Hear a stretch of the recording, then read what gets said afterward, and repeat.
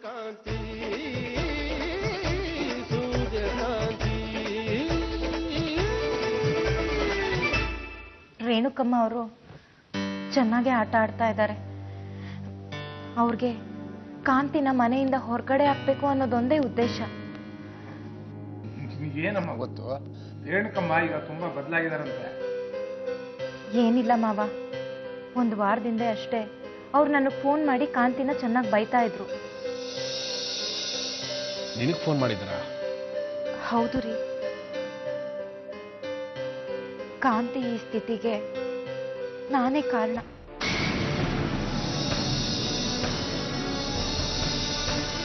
ಇಷ್ಟೆಲ್ಲ ಆಗಿದ್ದು ನನ್ನಿಂದಾನೆ. ಕಾಂತಿ ಸತ್ಯನ ಮದುವೆ ಆಗದೆ ಇರೋ ಹಾಗೆ ಮಾಡಿದ್ರಲ್ಲಿ ನನ್ನ ಪಾತ್ರನೂ ಇದೆ. ರೇಣುಕಮ್ಮನವ್ರಿಗೆ ಹೇಳ್ಕೊಡ್ತಾ ಇದ್ದಿದ್ದೆ ನಾನು. ಹೇಗಾದ್ರೂ ಮಾಡಿ ಕಾಂತಿನ ಮನೆಯಿಂದ ಹೊರಗಾಕ್ಬೇಕು ಅಂತ ಏನೇನೋ ಸರ್ಕಸ್ ಮಾಡ್ತಾ ಇದ್ರು. ಇನ್ ಮುಂದೆ ಸ್ವಂತ ತಂಗಿ ತರ ನೋಡ್ಕೋತೀನಿ. ಒಳ್ಳೆ ಸಂಬಂಧ ಸಿಕ್ಕಿದಾಗ ಮದುವೆ ಮುಗಿಸ್ಬಿಡ್ಬೇಕು. ನನಗೆ ಅದ್ರಲ್ಲೆಲ್ಲ ನಂಬಿಕೆ ಇಲ್ಲ. ನಾಳೆನೇ ಹೋಗು ಅಂದ್ರು ನಾನು ಹೋಗ್ಬಿಡ್ತೀನಿ. ನಿನಗೆ ನಂಬಿಕೆ ಇಲ್ಲದೆ ಇರ್ಬೋದಮ್ಮ, ಆದ್ರೆ ನಿನ್ನ ಅತ್ತೆ ಆಗೋಳು ಇದನ್ನೇ ನಂಬೋದು. ಅವಳನ್ನ ಒಪ್ಸೋದು ಮುಖ್ಯ, ಅದನ್ನು ಮರಿಬೇಡ. ಆದಷ್ಟು 10 ಡೇಟ್ ನೋಡಿ ಮದುವೆ ನಿಶ್ಚಯ ಮಾಡ್ಕೊಂಬಿಡಿ. ಎಲ್ಲದಕ್ಕಿಂತ ಚಂಚಲವಾದದ್ದು ಮನಸ್ಸು. ಯಾರು ಯಾವಾಗ ಏನಂತಾರೋ ಹೇಳಕ್ಕಾಗಲ್ಲ. ಇದನ್ನ ರೇಣುಕಮ್ಮನವ್ರಿಗೂ ತಿಳಿಸ್ಬಿಟ್ಟು ಎಲ್ಲ ವ್ಯವಸ್ಥೆ ಮಾಡ್ಕೊಂಬಿಡಿ.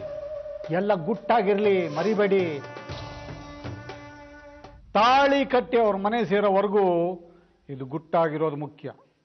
ಅವ್ರ ಮನೇಲಿ ಸತ್ಯ ಅಂತ ಒಬ್ಬಿದ್ದಾನೆ, ಅವನು ತುಂಬಾ ಅಪಾಯಕಾರಿ ಆಸಾಮಿ. ಆಯ್ತಪ್ಪ, ನೀನು ಹೇಳ್ದಾಗೆ ಎಲ್ಲ ಗುಟ್ಟಾಗಿ ಮಾಡ್ಬೇಕು. ಸರಿ ಗೌಡ್ರೆ. ಆದ್ರೆ ಯಾವಾಗ ಏನಾಗುತ್ತೆ ಅಂತ ಹೇಳದ್ ಕಷ್ಟ ಕಾಂತಿ. ಆ ರೇಣುಕಮ್ಮನವರು ಒಂದೊಂದ್ಸಲ ಒಂದೊಂದ್ ತರ ಇರ್ತಾರೆ. ಅವ್ರೇನು ಅಂತ ನಿನಗಿಂತ ಚೆನ್ನಾಗಿ ನನಗ್ ಗೊತ್ತು.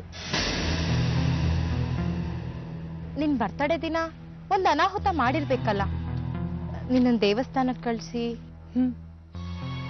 ನಿಮಗ್ ಹೇಗ್ ಗೊತ್ತು? ರೇಣುಕಮ್ಮನವರು ನನ್ಗೆ ಫೋನ್ ಮಾಡಿ ಕೇಳಿದ್ರು. ನಾನು ಏನೇನೋ ಐಡಿಯಾ ಕೊಟ್ಟಿದ್ದೆ. ಕಾಂತಿ, ರೇಣುಕಮ್ಮನವರು ಹಾಗೆಲ್ಲ ಮಾಡೋದಕ್ಕೆ ನಾನು ಒಂದ್ ರೀತಿಲಿ ಕಾರಣ. ಆದ್ರೆ ನೀನೇನು ಯೋಚನೆ ಮಾಡ್ಬೇಡ. ಅವ್ರ ಮನ್ಸನ್ನ ಹೇಗ್ ಹಾಳು ಮಾಡಿದ್ನೋ ಹಾಗೆ ಅದನ್ನ ಬದಲಾಯಿಸೋದಕ್ಕೂ ನನಗ್ ಗೊತ್ತು. ಮುಳ್ಳನ್ನ ಮುಳ್ಳಿಂದಾನೇ ತೆಗಿಬೇಕು.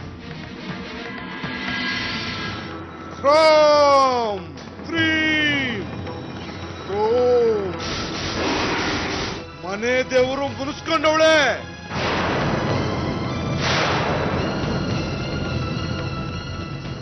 ಮನೆಗೆ ಮೈಲಿಗೆ ಆಗೈತೆ. ದೇವಿಗೆ ಮನೇಲಿರೋದು ಕಷ್ಟ ಆಗ್ತಾ ಇದೆ.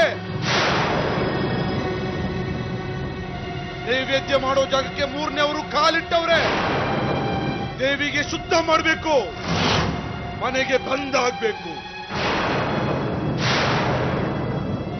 ಮೈಲಿಗೆ ನಿವಾರಣೆ ಆಗ್ಬೇಕು. ಏನಾಗಿದೆ ಅಂತ ಹೇಳಿದ್ರೆ ತಪ್ಪನ್ನ ತಿದ್ಕೋತೀವಿ. ದೇವಿ ಮುನಿಸ್ಕೋಬಾರ್ದು. ಮಾಡಬಾರ್ದು, ಮಾಡಿದ್ರೆ ಆಗ್ಬಾರ್ದಾಗುತ್ತೆ. ಅದೇ ಅಂತದ್ದೇನಾಗಿದೆ ಅಂತ ಹೇಳಿದ್ರೆ ಮಾಡಿದವರಿಗೆ ಮಾಡಿಸಿದವರಿಗೆ ಗೊತ್ತಿದೆ. ಅವರು ಬಾಯಿ ಬಿಡಬೇಕು. ಈ ಮನೆಯಲ್ಲಿ ಮೈಲಿಗೆ ಆಗಿದೆ.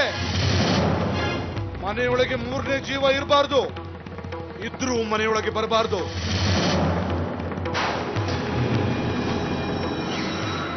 ದೇವರ ಕೋಣೆಗೆ ಅವರ ನೆರಳು ಬೀಳಬಾರ್ದು. ಕಾರಣೀಕದ ಮನೆ ಇದು. ಮೈಲಿಗೆ ಆದ್ರೆ ದೇವಿ ಸಹಿಸೋದಿಲ್ಲ.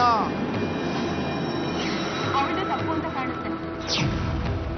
ಅತ್ತೆ ಹೇಳಿದ್ರು ಕಾಂತಿನ ಅಡ್ಗೆ ಮನೆಗೆ ಹೋಗ್ಬೇಡ ಅಂತ. ಮೊನ್ನೆ ಅವಳು ಅಡ್ಗೆ ಮನೆಗೆ ಹೋಗ್ಬೇಕಾದ್ರೆ ಅವಳ ನೆರಳು ದೇವ್ರ ಕೋಣೆನಲ್ಲಿ ಬಿತ್ತು.